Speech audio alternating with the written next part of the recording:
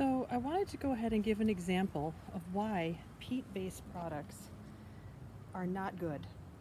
Most of your commercial potting mixes are going to be based in this, which is peat, which looks great at the surface, right?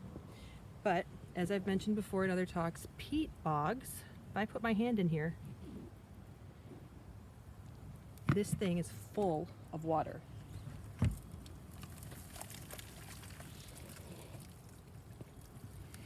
Peat naturally repels water, so it doesn't want to get wet.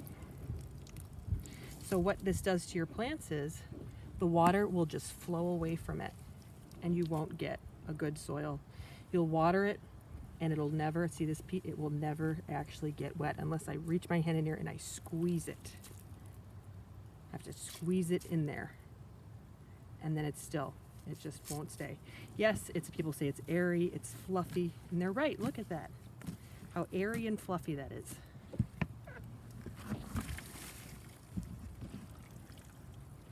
I will use a tiny, tiny bit in some of my soil mixes because it does add another element for certain soils that they like.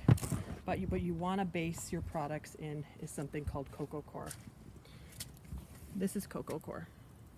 And it is a byproduct from coconut productions, and this holds on to water.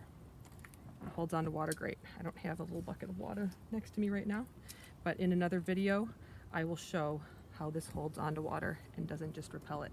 But I've got to turn the camera off because I've got to go and dump out the rest of this nasty peat. This stuff.